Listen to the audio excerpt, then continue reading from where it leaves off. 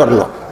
আপনারা যারা এই শব্দগুলি বুঝেন তারা বলুন, ফার্স্ট ডিভিশন ফার্স্ট বয় হইয়া যদি ফার্স্ট করে তাহলে রুল নম্বর কত হয়? রুল নম্বর 1। বাপ শিক্ষিত না মূর্খ? বাপে কিন্তু রুল নম্বর 1 হইলে বেশি নম্বর পায় না রুল নম্বর 10 হইলে বেশি নম্বর পায়? অত কথা বুঝে না, খালি বুঝে 1 থেকে 10 বেশি। ফল ঘোষণার পরে বাপে, মূর্খ বাপে এসএসসি ফার্স্ট পরীক্ষারে জিজ্ঞাসা করে, পরীক্ষা যে দিচ্ছে ফার্স্ট করছস? কয় ফার্স্ট করছি। কত নম্বরে? কয় 1 নম্বরে। কয় সর্বনাশ করছস। ছেলে কয় কি সর্বনাশ করছি? কয় ফাঁসের বাড়ি ছেলেটা তোর সাথে পরীক্ষা দিয়া সেদিন 10 নম্বরে ফার্স্ট করলো, তুই অত কম নম্বরে ফার্স্ট করলে কেন?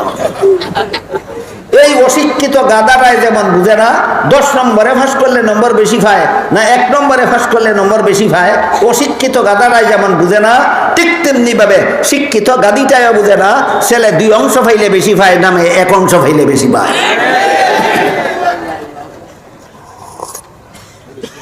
এত বড় গণ্ডমূর্খ শিক্ষিতরা কেন হয়? কারণ এদের শিক্ষানীতিটা মন গড়া, এটা ইসলামী শিক্ষানীতি নয়।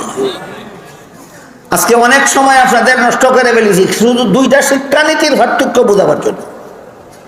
যেহেতু ইসলামী বিধানে শাসিত দেশের সমস্ত নাগরিকের অধিকার আছে সরকারের কাছে শিক্ষা ব্যবস্থা পাওয়া, কাজেই সরকারে কোন শিক্ষানীতি মতো আপনাদেরকে শিক্ষা ব্যবস্থা দিবে? মন গড়া শিক্ষানীতি মতো না ইসলামী শিক্ষানীতি মতো? এবার ইসলামী শিক্ষানীতির আরেকটা মূল কথা আপনাদেরকে বুঝাতে চাই। পরিষ্কারভাবে বুঝতে হবে বাংলাদেশের 17 কোটি মুসলমানদের মন গড়া শিক্ষানীতি আর ইসলামী শিক্ষানীতির পার্থক্যটা কোথায়। আল্লাহ পাক রব্বুল আলামিন পবিত্র কোরআনের সূরা রহমানের শুরুতে 3 আয়াতে 3টা কথা বলছেন।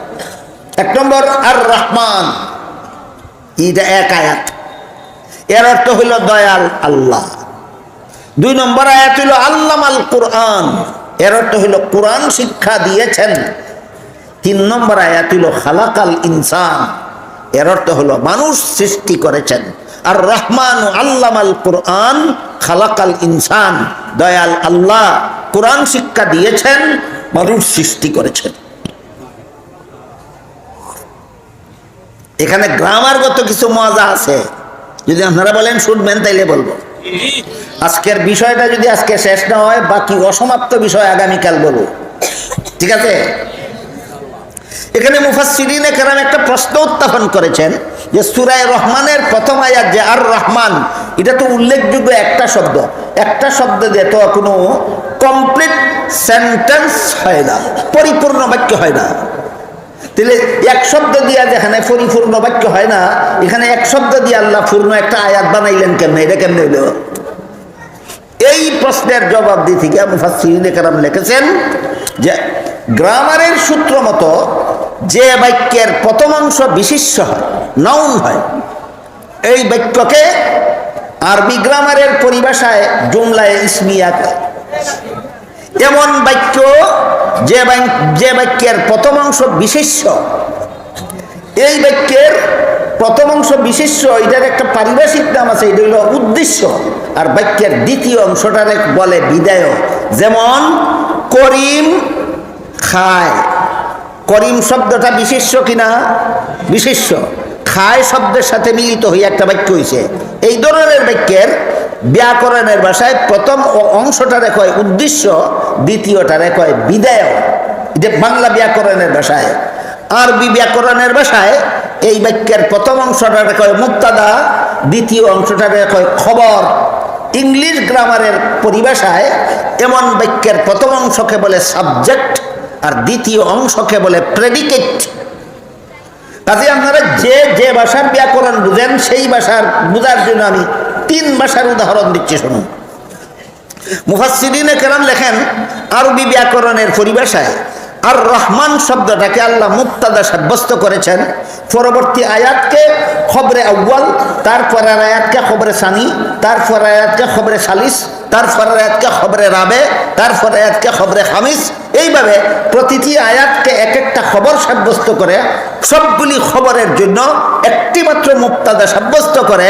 প্রতিটি আয়াতে আয়াতে আল্লাহ এই সূরার শুরু থেকে শেষ পর্যন্ত প্রতিটি আয়াতে আয়াতে শুধুমাত্র রহমানের পরিচয় দিয়েছেন।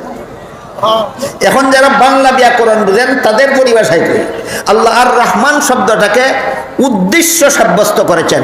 পরের আয়াত প্রথম বিদায়, তারপরের আয়াত দ্বিতীয় বিদায়, তারপরের আয়াত তৃতীয় বিদায়, তারপরের আয়াত চতুর্থ বিদায়, তারপরের আয়াত পঞ্চম বিদায়।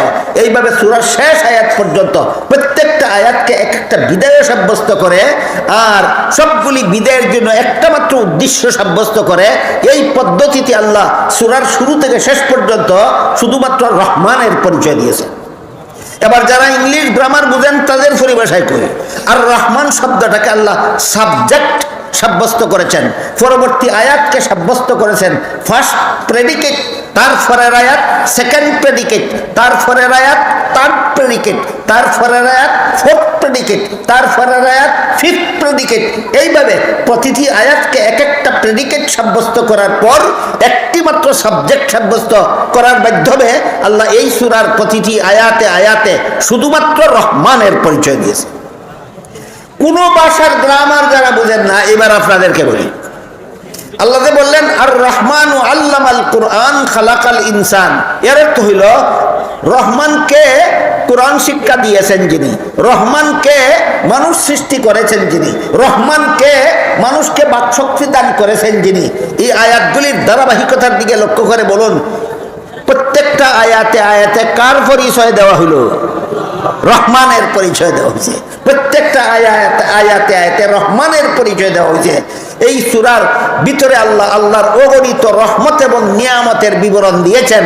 এর মধ্যে সর্বশ্রেষ্ঠ সর্বপ্রথম নিয়ামত হইল মানব জাতির প্রতি আল্লাহর কোরআন শিক্ষা।